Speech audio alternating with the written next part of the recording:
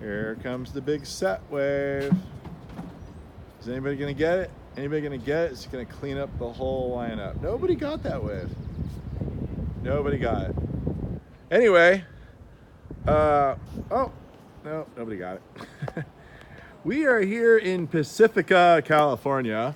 Beautiful little area, and we have a wonderful view of the surf right out there. This is probably the easiest place to learn how to surf anywhere north of Santa Cruz on the Pacific coast. But we're not here to talk about that. We're here to talk a little bit about tree ferns. Before we get to that, we're going to tell you what we're doing. They had a sago palm that died here for inexplicable reasons. I didn't plant it, so I don't know what happened. These sago palms are often really variable in their performance. That's just how they are. This one's kind of yellow. We have fertilizer. We're going to drop that. There's a couple pups coming off the bottom. I think it'll be okay with some fertilizer and get it going. And then this one over here is deciding to just take off like crazy. He looks great.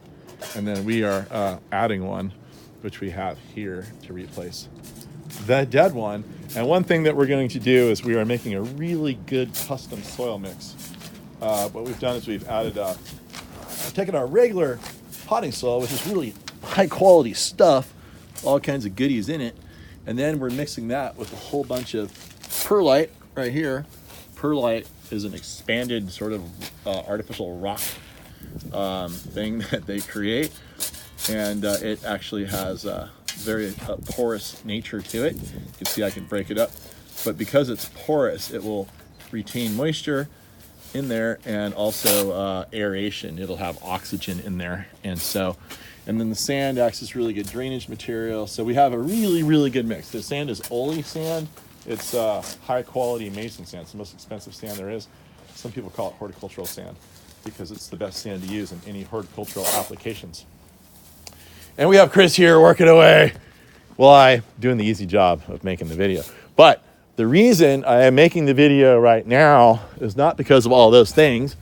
It's because I have just run into the most beautiful conglomeration of Australian tree ferns I've ever seen. So I wanted to walk up here to the neighbor's property to show you these tree ferns, and you can look down at Chris working away. You can see how big these things are for scale.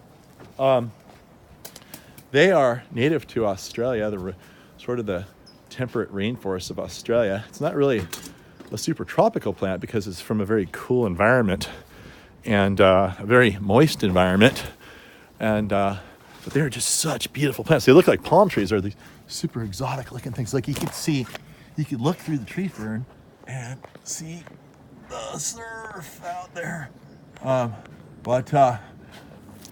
So these trees get pretty tall. They grow to probably 30 or 40 feet. And they're somewhat fast growing. It's probably one of the larger ferns you can plant. They are cold tolerant down to about 25 degrees. And this is not doing me any good in showing the flattering nature of this plant. Get rid of that. But they probably get a spread of about 12 feet. The trunks only are about maybe 3 or 4 or 5 inches across. But what makes, and they'll tolerate temperatures up to 95 degrees or so. You'll see these things growing in full sun applications, like here on the coast, and even along the bay. Like I saw some in Hayward on the side of the freeway. It gets pretty hot in Hayward, growing in full sun. So they'll take a remarkable amount of sun for a fern. At some critical point, it's just going to get too hot, and these things are not going to like those conditions. But really nice plant to have. And you'll see what can be achieved after 20 years of planting them. I just talked to the homeowner here, and she planted 8 of these plants 20 years ago in this little alleyway through here. And now, if you take a picture sideways, like this, and you zoom in, that just about looks like the rainforest of Australia. Sorry for going sideways there. I'll go back so you don't get sick. But yeah, so 20 years and you get these things growing up above the roof. And what's fun about these too is they make this this eyeball pattern on the trunk from where the foliage was attached. Each one of these things was an attachment point for the foliage up top that has come off. Let's see. So this one used to be called Cyathea australis, and now it's called, I believe, Alsophylla australis.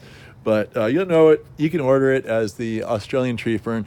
It's really hard to get big ones like this because they're incredibly delicate. The trunks will tend to break easily if you lay them over sideways to transport them for people that want to remove the trees. She may actually be removing a couple here because they're getting into the window of their neighbor and they'll lose their view. And so I might try again to come get these big ones. But generally you'll buy smaller plants in 15-gallon containers, sometimes 24-inch boxes, and allow them to grow up.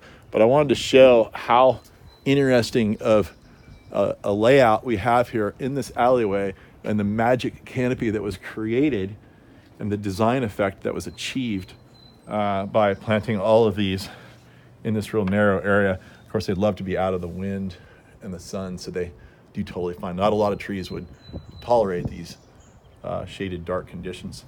So there you go, Australian tree fern. Now you know. I think Chris is looking at me thinking like he wants to go surf. He's been waiting around for me to help him plant this plant. You ready? Oh, yeah. All right, let's do this. Pacifica. There's also Taco Bell down there. Maybe we go to Taco Bell.